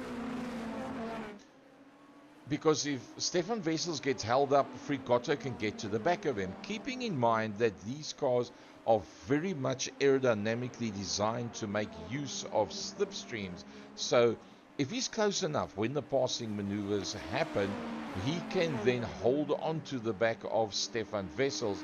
And that is what he's going to need to do, because now that they've got a bit of a gap from Gaza, where's Gaza? There he is in close attendance. A 1:33.8 from Gaza, a 1:33.8 to within 0.003 of a second. The gap difference between those 2 guys on the last lap. So Alan McCain feeling the pressure because Frigotto's right in there. Frigotto has come to play, and he's right in behind Stefan Wessels. He's got to get just a little bit closer. Surely Alan McCain's going to close that line off. He's got to go to the right-hand side. If he doesn't go to the right-hand side, he's going to lose it. He has to move across. Why doesn't he go across and cover that line? Because there comes Stefan Wessels. Stefan Wessels is going to work his way through, and he literally, Alan, gave that one away. He let Stefan come through. Maybe that was by design, that he thought, I'm not going to slow myself up. Let's rather let Stefan go, because if I hold Stefan and then Gustavo has a stab at it, and then Gaza closes up as well, I might end up being taken out. So give one and hold on to the next 2 places. Maybe that is the thinking behind Alan McCain, because now he's going to get closed up by Frigotto. But now while that happens, looking back from Stefan Wessels, that's the gap that he's got on Alan McCain. He's now got to make this one work. It's the first time that he's got open ground. He must keep on trucking, because he's got to get away from Alan before Alan, probably, no disrespect to Alan, gets passed by Gustavo. Oh, short shifting on those gears. Let's have a look, see where exactly they are on that track map. There you can see Stefan Wessels. He's 14 seconds that he is behind Jorge Benitez. So with that 14 seconds behind Jorge Benitez, he's got open ground to do what he does best as he comes across the line. A 1:33.893. Alan McCain, a 1:34.898. Massive difference. A second difference between the two of them. 3/10 that Frigoto has taken out of McCain. And while that has been happening, a 33.886, the fastest lap out of everybody there, was in fact Gareth Williams. Gazza, that's making the use of the slipstream and the opportunities to close up. Now, exactly where Stefan Wessels was sitting to get past Alan McCain, with Gustavo being the man that's closing up. So you've got the same situation now with Gazza, that finds himself 3 seconds behind Gustavo. He has got to get past Paul Williams very, very quickly, because the battle that he wants to join is the one that's just in front of this one, flashing the headlights as he comes down towards the second variante, saying, listen, Paddy, I'm coming, and I'm coming very, very fast. In fact, that was a Scari that they just went through. So he picks it up at the right spot. Gazza onto the back end of Paul Williams. This is where he can make use of the slipstream. And Frigoto, I think Frigoto's just made the passing maneuver. Yep, he has. Let's have a look, see how that one played itself out. Gustavo climbs out behind Alan McCain as they went into the Parabolica. Oh, track limits and more. Alan McCain trying to fight back on that one, but that's how that passing maneuver played itself out. So, oh, look at the traffic in front of him. Lots and lots of traffic there. Let's have a look. What has Stefan Wessels got in front of him? Lots and lots of traffic. He's going to go past Mike Ridner in the not too distant future. Remember, that's two different classes, so his closing speed will be very big on the back end of Mike Ridner as we ride with Stefan Wessels. Frigoto's just 0.6 of a second behind him. There he sits, ominous. Gustavo Frigoto, he wants a piece of this, and in fact, I think he might fancy that he could actually win this race, going past the Mike Ridner car. A half a second now between himself and the man directly behind him. That's the gap back to Gustavo. The two of them have broken quite a distance away now from Alan McCain. There they go. There comes Alan McCain just behind them, and Gazza is getting even closer. Just behind that is Benjamin McCliskey. He's done the fastest lap, a 1:33.6. Oh, that is blindingly quick. Benji M, a 1:33.6. And he puts in yet another 1:33 lap, a 1:33.979. That is way quicker than anybody else. I mean, if you think Stefan Wessels, okay, he had a bit of traffic, yes, at 1:35.2. Gustavo a 1:34.4, Alan a 1:36, Gazza a 1:34.5, just a tenth slower than Gustavo. And then this driver of note, but he's 8 seconds back, is Benjamin McCliskey, and that all because of that first corner incident that took him out of it, completely out of it. And well, let's have a look at how that one played itself out. There's Benjamin McCliskey representing the UK and Ireland. All goes well until there, 2-1 gets turned around, and that's where it all comes to a dismal point of no return. Well, what could have been no return, he is making the return, and he is busy closing down hand over fist, putting in amazing lap times. a 33.979. He's already done the fastest lap out there. If you look at the best lap times, it's Benjamin on a 1:33.601 as he goes past the MP3 LMP3 class leader Mark Baker. Let's see what is the lap times that they've just put up now. Hammering it down through the gearbox. Well, Stefan Wessels is up the pace and he's actually been closed down. Frigotto has been quicker than him. Can you believe it? Frigotto believes that he can win this race. Frigotto is in fact 600ths of a second quicker. Oh, sliding the tail end out as they work their way past some of the LMP3 cars. But he's actually been 600ths quicker, has Frigotto been, than Stefan Wessels. Alan McCain holding sway just a tenth slower than Gaza. Gaza doing a 34.4, Benjamin on a 34.8. So Benjamin was obviously passing traffic on that last lap. That took him out of the 1:33 range. What traffic has he got in front of him now? Well, not too bad. He's got Mark Sykes. That is the next car that... no, McCliskey's going to come up behind Paul Williams. So that's Paul Williams is the next man that is in front of Benjamin McCliskey. There will be quite a difference in speed. Look at that. Just blasts past LMdH versus a LMP3. What times does McCliskey put up this time around? A 33.9. But that's not quicker than Wessels and Frigotto. It's in there ahead of the time of McCain, and it is quicker than Gaza. But look at the gap that he's got. He's 4 seconds off Gaza. And that's not going to be an easy one to close up whatsoever. Just on the 4 seconds. So keep an eye on the gap between Benjamin McCliskey and that of Gaza. 3.9. Can he close down on the back end of Gaza? Can Gaza close down on Alan McCain? Alan's doing a brilliant job. I mean, he led out the first dozen. Well, I can't say a dozen because we've only done 11 laps. 16 minutes 48 into this one. And for those of you that have just joined us, where are we? That is where we are. Season 4, Protos, round 4 from the Monza Grand Prix circuit.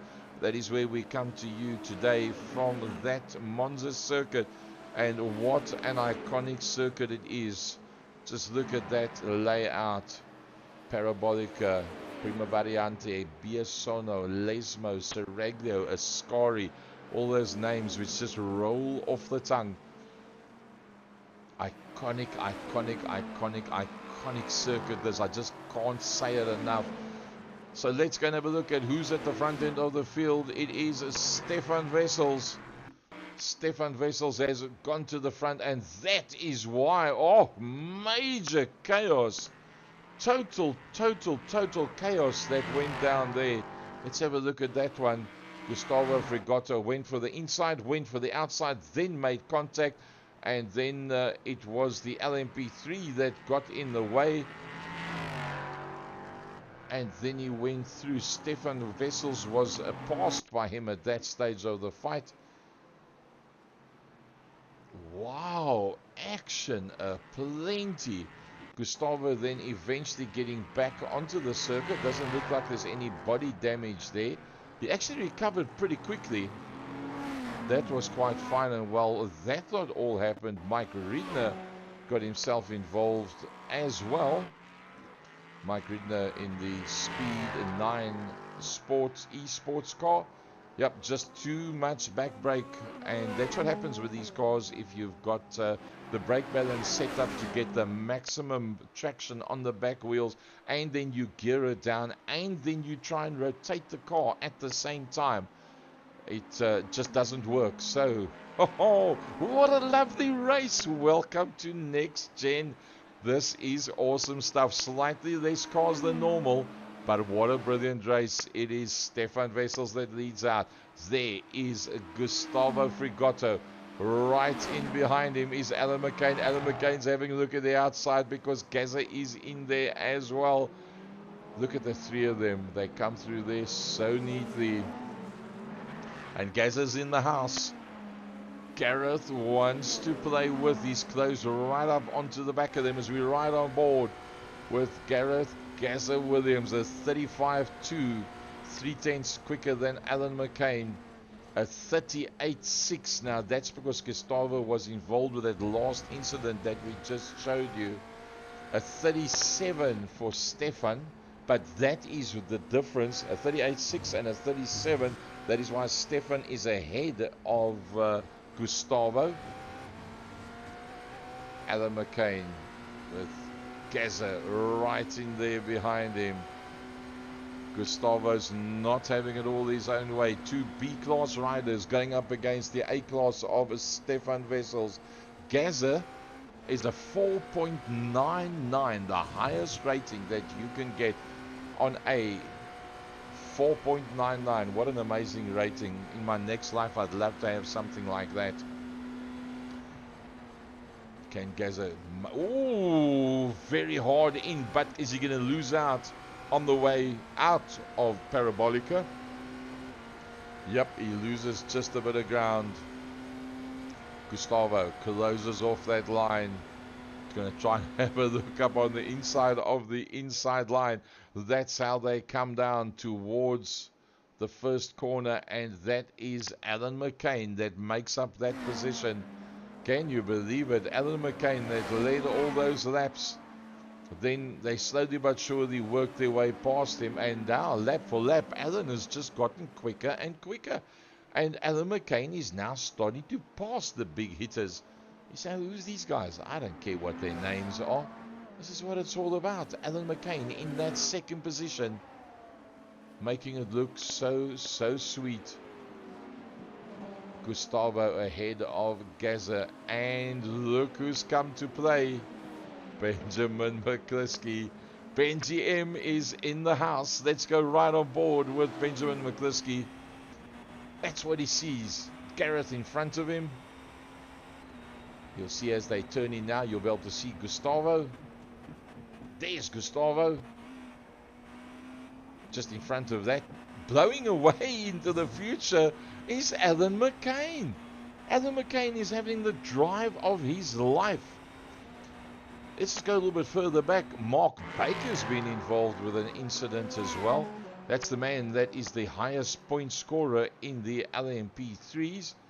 Took a little bit too much curbstone, took a lot of extra curbstone, and that turned himself around. Now that is disastrous for him. That is the last thing that he needed right now for Mark Baker, because remember, going into this series, Mark Baker, well, into tonight, Mark Baker was leading out from Jorge Benitez, and that's going to cost him pretty dearly.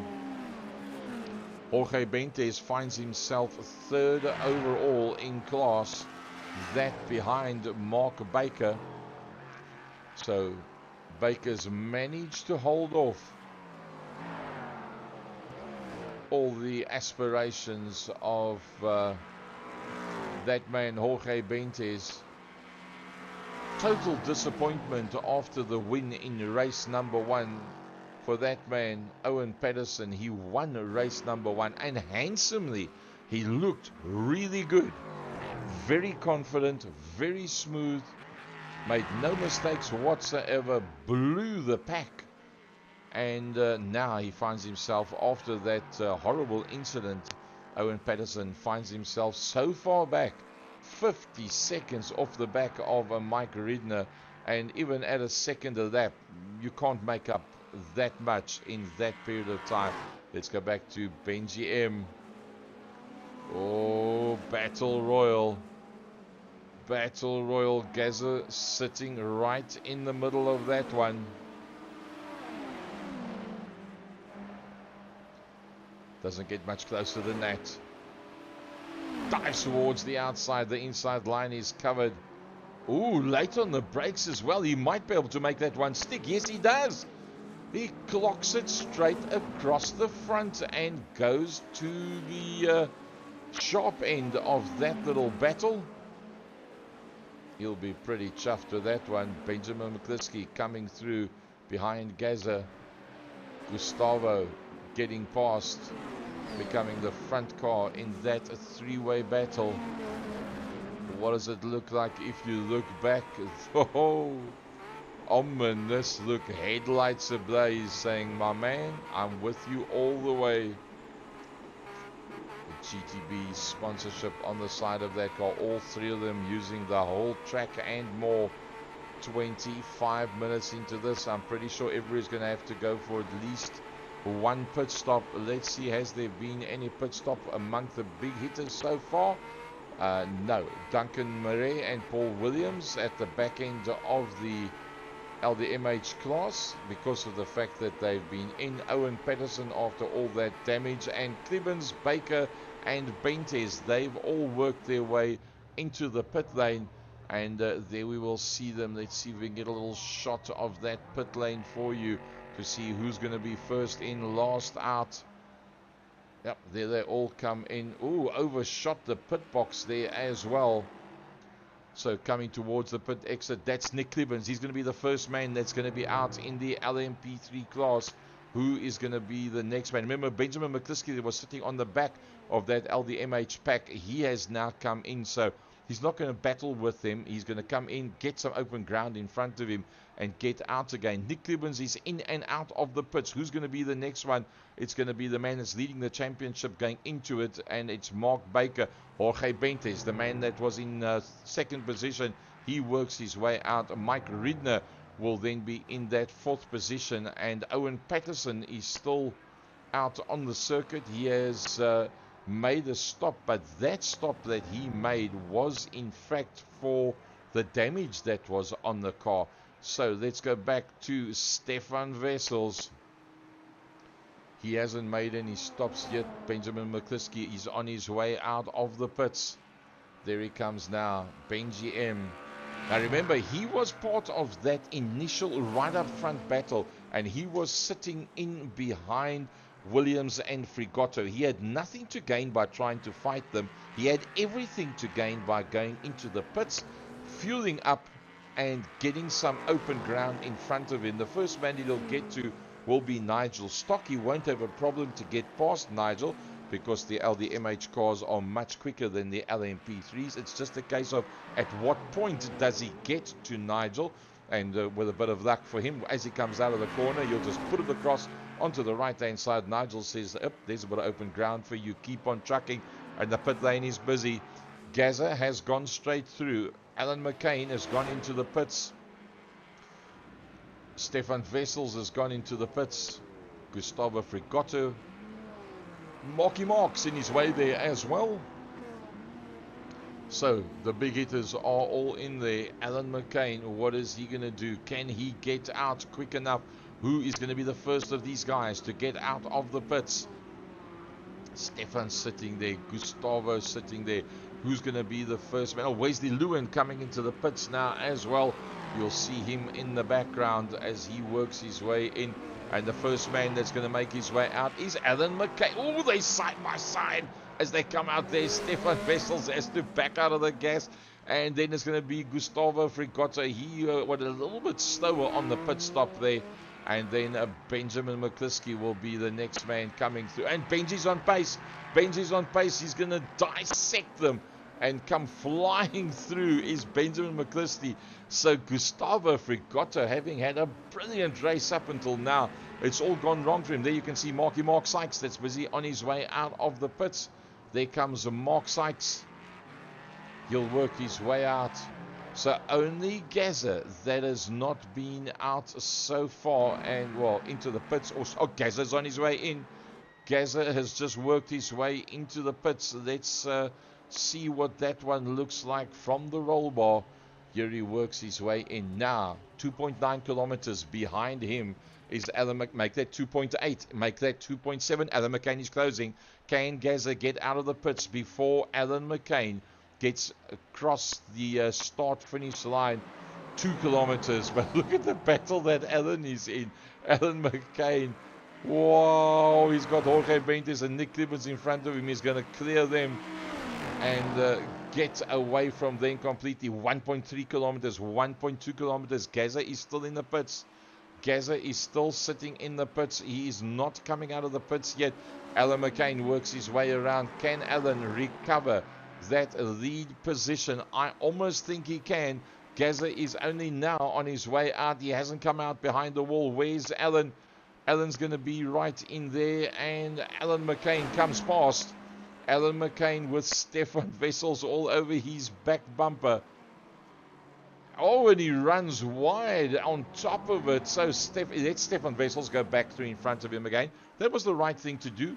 A very sportsmanlike conduct, if we can call it that. So that was brilliant stuff by Stefan Wessels that worked his way through. Alan McCain in that second. Then comes Benji M.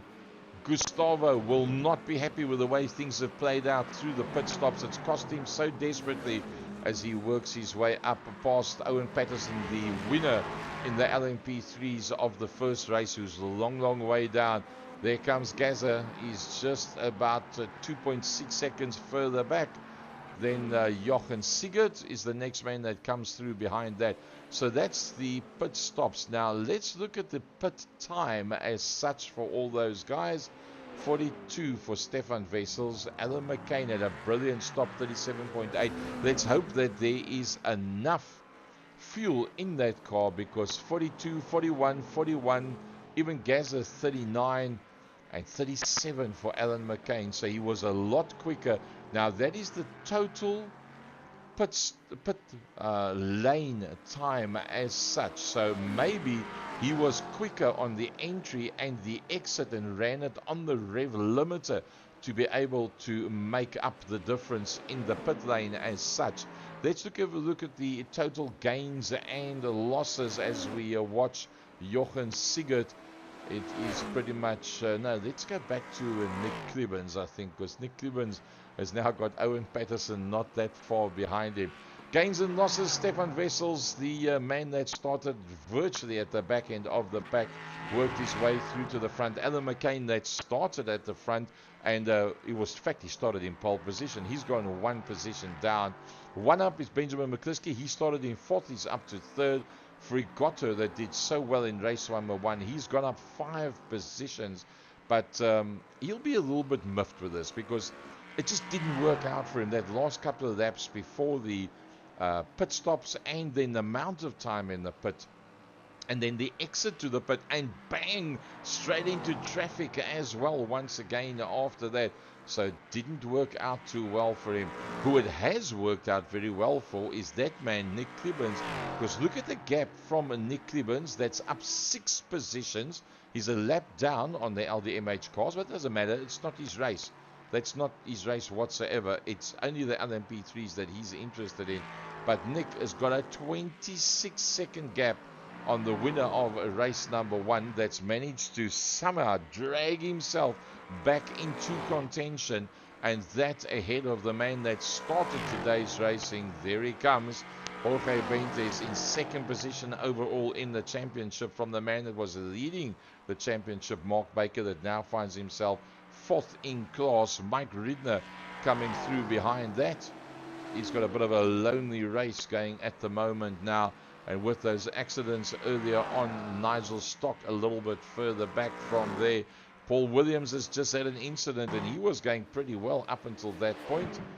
Paul Williams, Team Tetra Rouge, coming into a second of the complexes. Oh, he just banged the front of the car up against the wall.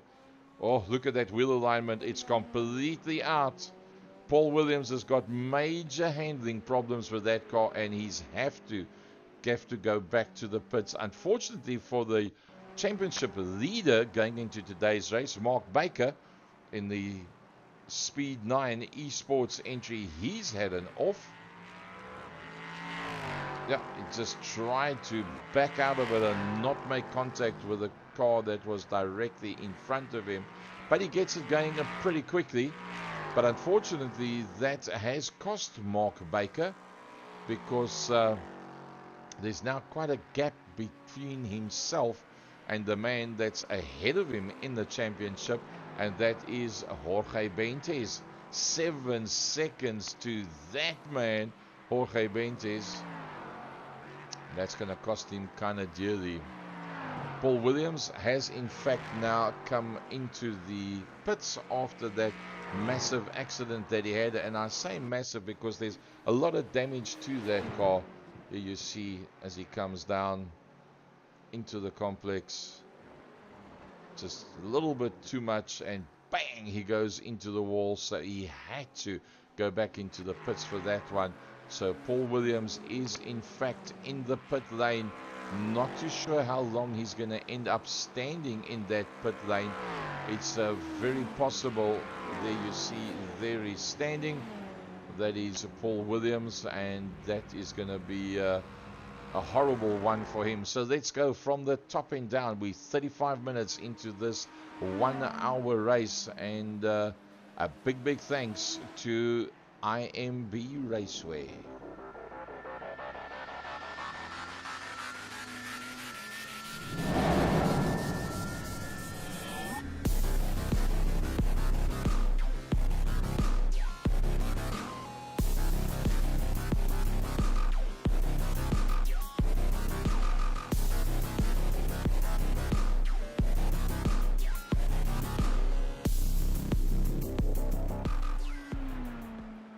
So back to the racing we go, and it's all about this man up front once again, doing a brilliant job. Stefan Wessels, he asserted himself in the first 2 rounds of the season, and then somehow he just didn't have that ascendancy over everybody for the next 2 rounds, and now he's got himself back up there on pace. Probably in the same shot, just about in the same shot. Yep, there he comes, Benjamin McCliskey. And Benji M, Mr. Consistency, he's got himself back up into that second position. Keep in mind that he's been involved with often incidents, but he's pulled it all back together with a 28 car. But the man that's having the race of his life, Alan McCain. Alan seems to have some brilliant races, and then it just doesn't work for him. Then he has some brilliant races again, and then it just doesn't work for him. Well, today's working for Alan McCain. He's led a good couple of laps, has Alan McCain. Gustavo Frigoto finds himself a long way back now. Gustavo was very much in the game. There was no doubt about it. I mean, he was having a stonker of a race, and unfortunately with all the chops and changes, what's happened, that Honda-powered car of his, the 86, he finds himself 11 seconds back from the frequent flyer, well, now known as the frequent flyer, Alan McCain. Then Jochen Sigurd. We haven't seen that much of Jochen Sigurd. He's 29 seconds down, but he finds himself ahead of the highly acclaimed Mark Sykes. There's Mark Sykes directly in behind him. Let's go on board with Mark Sykes and see what it's like to try and find a way around Jochen Sigurd.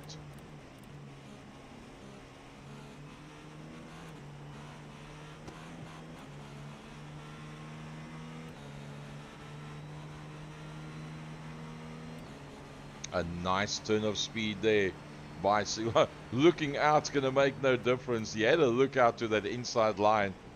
A bit of an understeer there by Jochen. Pulls it together pretty well after the apex of the bend.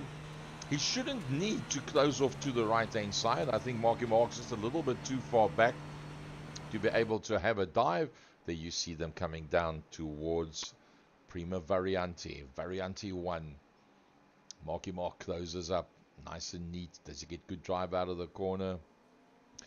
Jochen gets enough drive out of the corner just to keep a bit of space between the two of them as they work their way through between the trees. Let's go back to the Sharkman, Nick the Sharkman Cubans. He be looking good. He's got 22 seconds on the man that won the first race, Owen Patterson.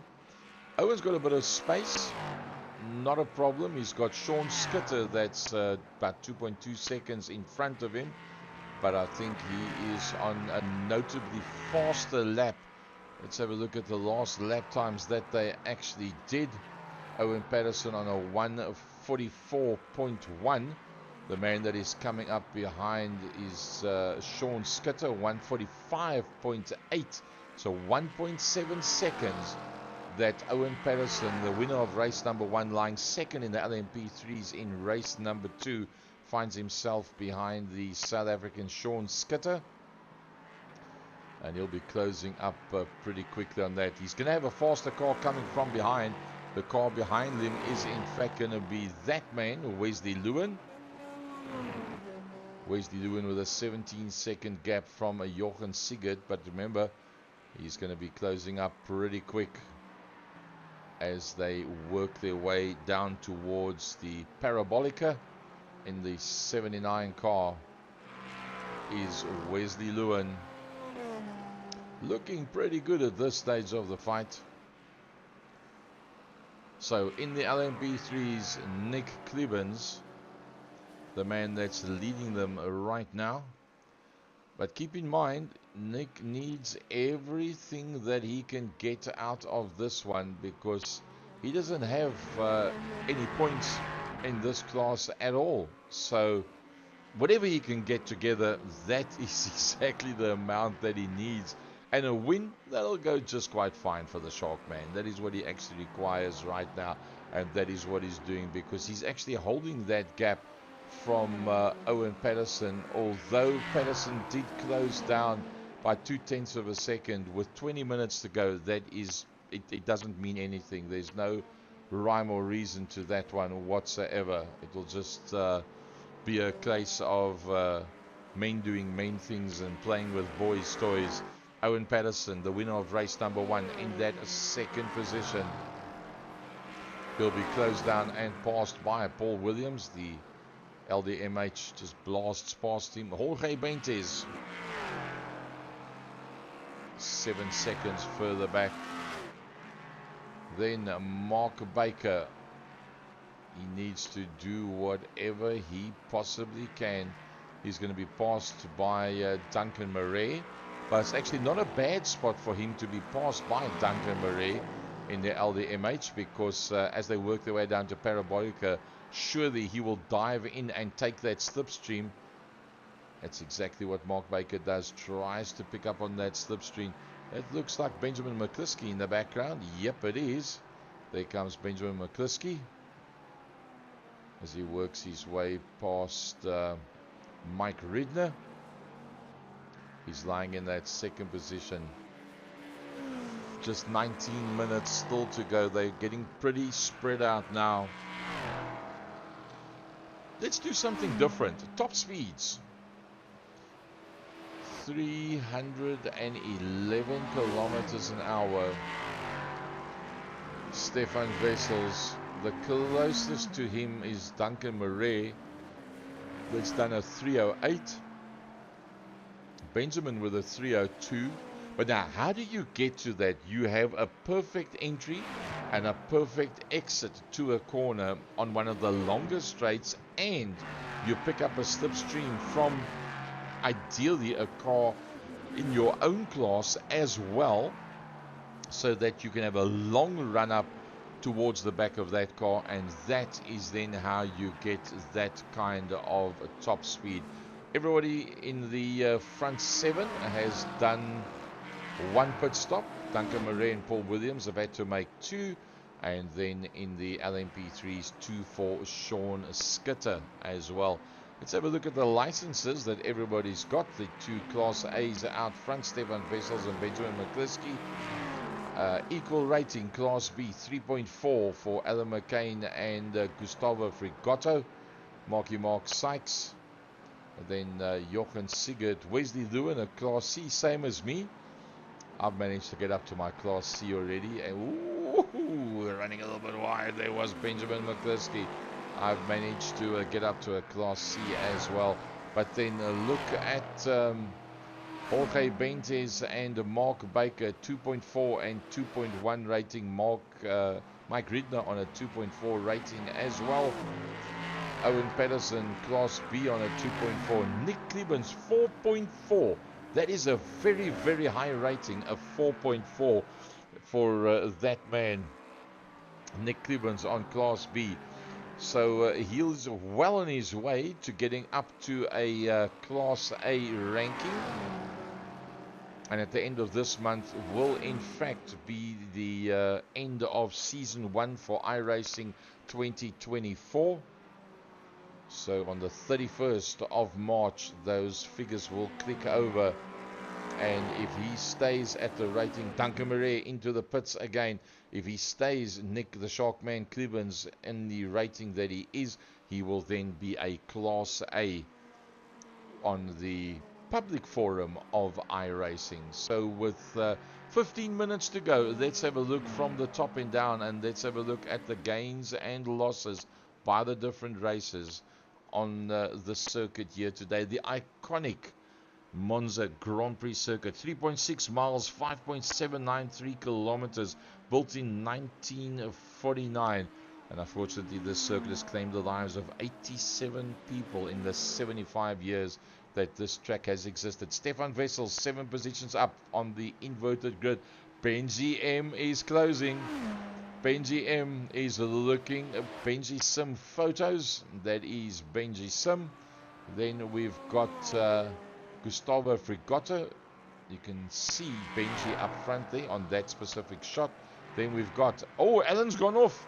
Alan McCain has gone off. Let's see if we can try and pick up what happened to Alan McCain. Yeah, it just got on the gas too loud, too quickly, banged it up against the wall. And, well, after that, he decided no can do.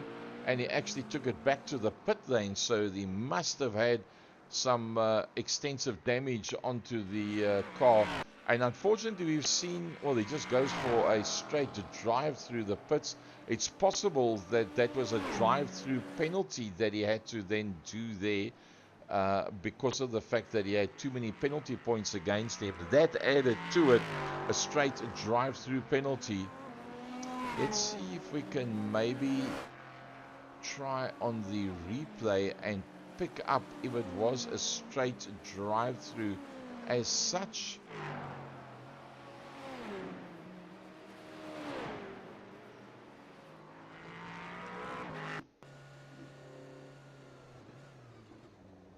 No, he did actually stop.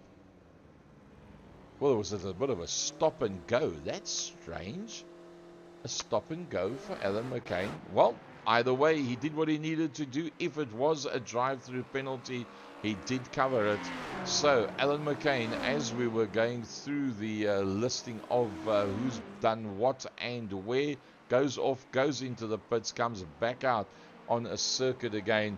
And Adam McCain now finds himself in there behind the pink mean machine of a Nigel Stock, 2 different classes. He'll just go across the left-hand side and blow straight past there. Jochen Sigurd, the next man that's coming through there behind that, just 3 seconds further back. Then, having been into the pits twice, is Wesley Lewin.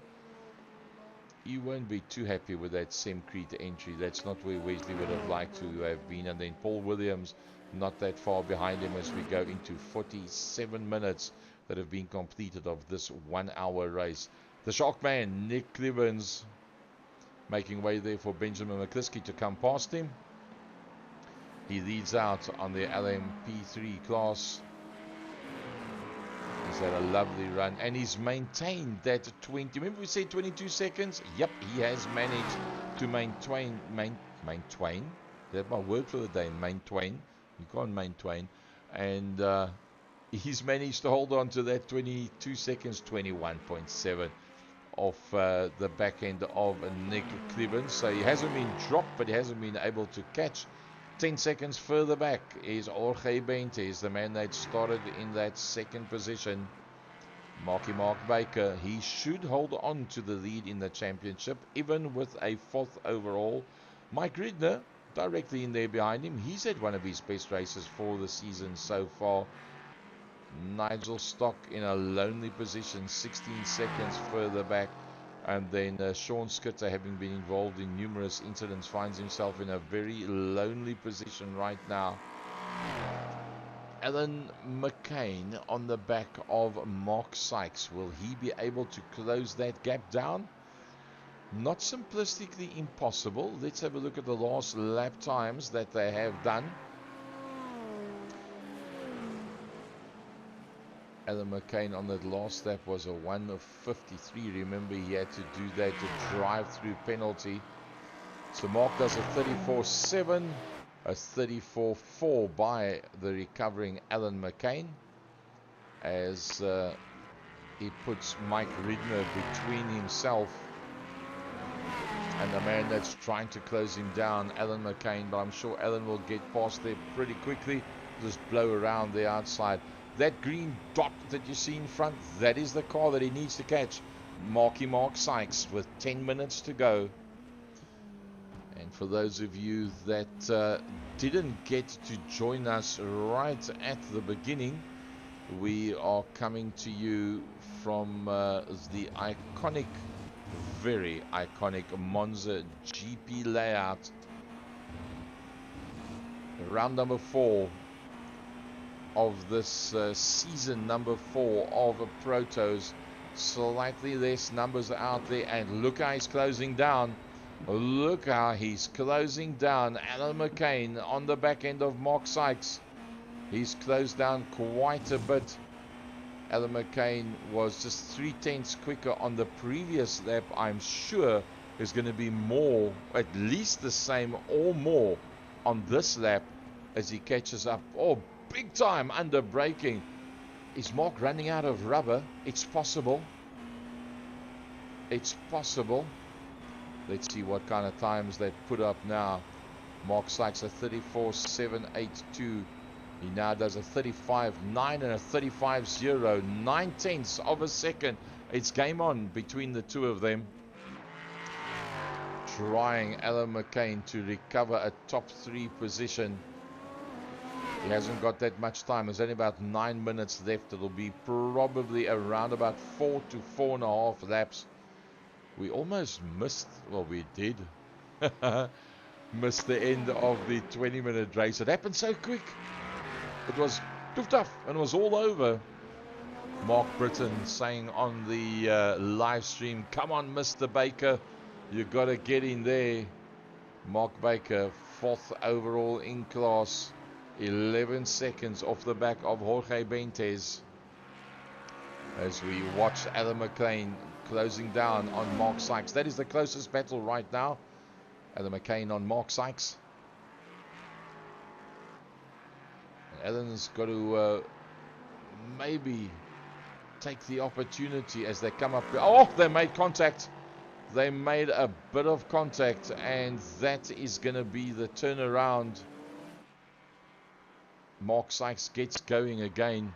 Maybe we must look at that from a onboard perspective of Mark Sykes as to how that one actually played it out.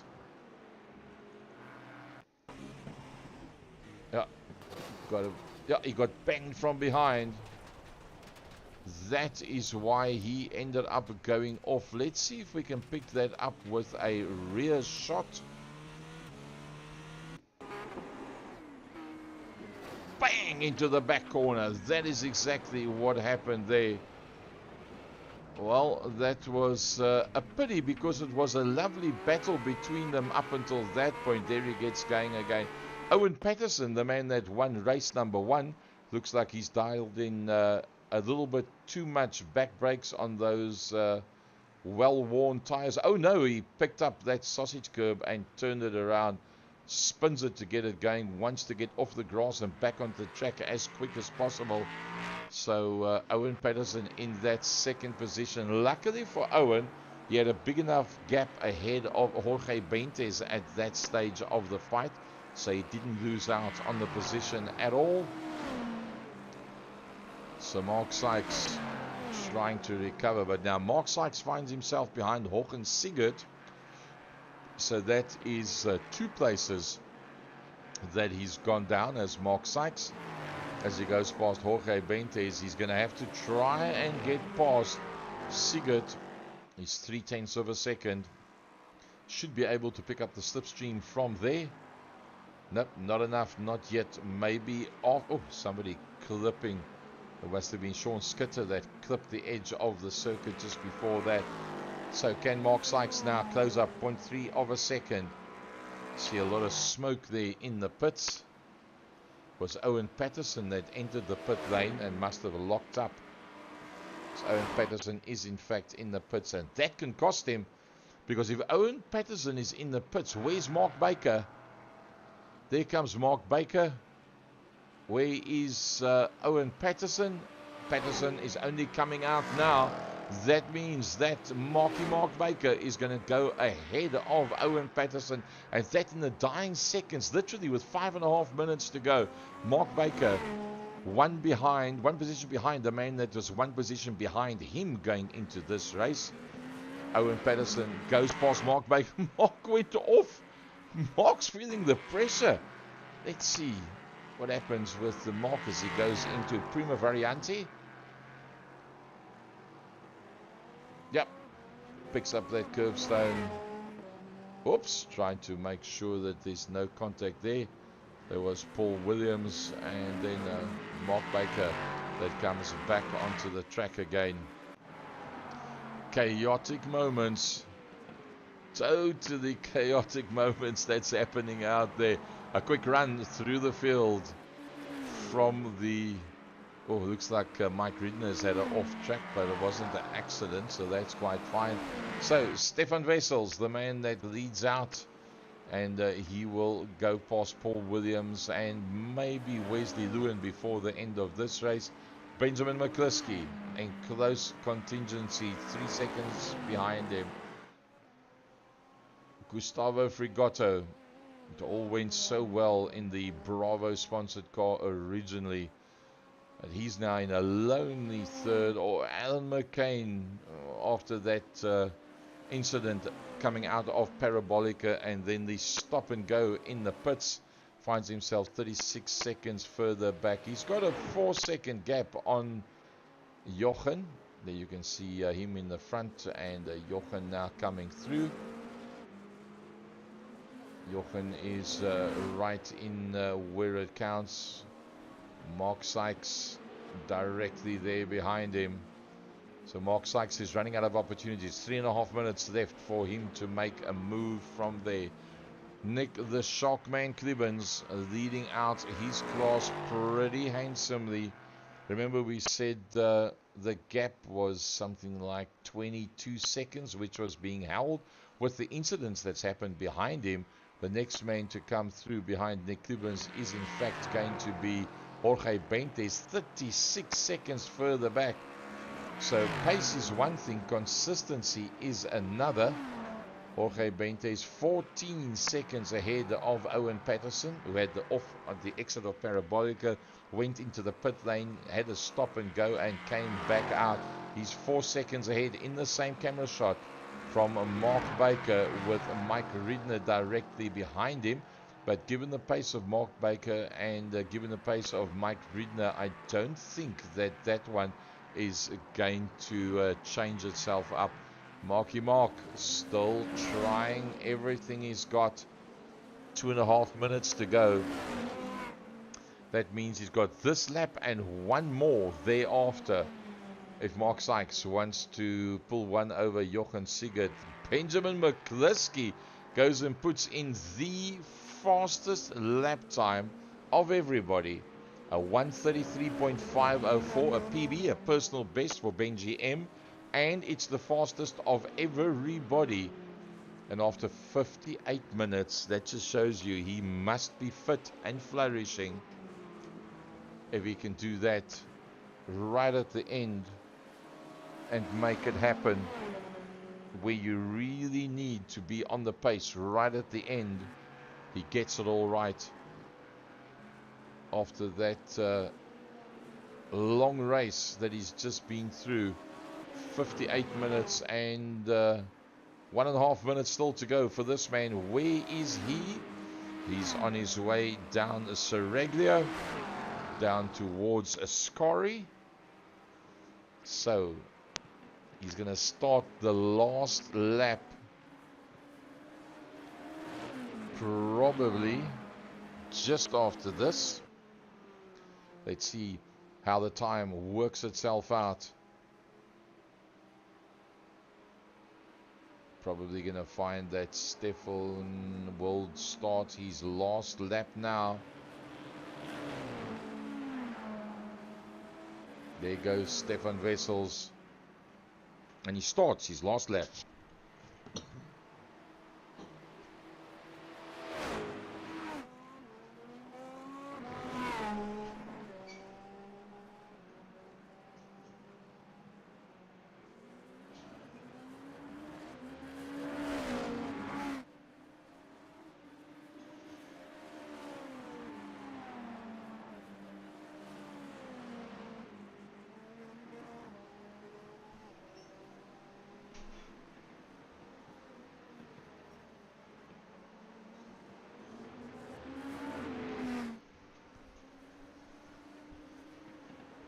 As we enjoy this last lap with Stefan Wessels.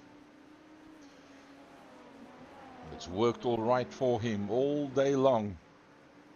And he's back on top of his game.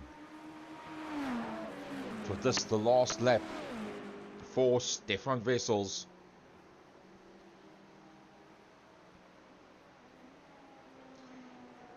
Clean out of descriptions of just how good this man is, Stefan Wessels.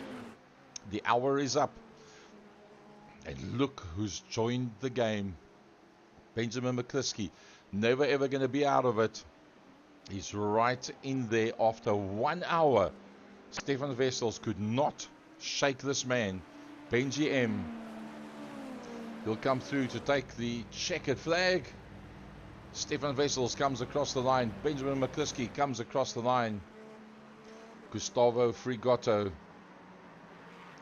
as he works his way down towards Parabolica. Mark Baker and Owen Patterson having a massive battle there behind him. Gustavo Frigotto, one of his best. Definitely one of his best. He'll be pretty chuffed with that. He takes the checkered flag. Here comes Alan McCain. He's 39 seconds further back. Nick Clibbins will still have to come across the line. Everybody else in his class in second, third and fourth has already come across the line. Through he comes now. Alan McCain. Moments of brilliance, moments of total despair and heartbreak for him once again in today's race. Alan McCain comes across the line. Sigurd has held off Mark Sykes. He did it. Mark Sykes closed up but couldn't do any more than that. Wesley Lewin will come across the line. Wesley comes through. And then the man that's going to win the LMP3 class, the Shark Man, Nick Clibbins. Oh, he'll be so chuffed with that. He was just streets ahead of everybody else, was the Shark Man, Nick Clibbins. Let's have a look at those results. That is how it's played itself out over this hour. So, wow. How do you describe a race with 17 cars that has got so much action in it? I think the word wow is the one that comes to mind. Nxtgen Racing, Proto Season 4, Round 5 from the iconic Monza circuit in this amazing race that we've had for them.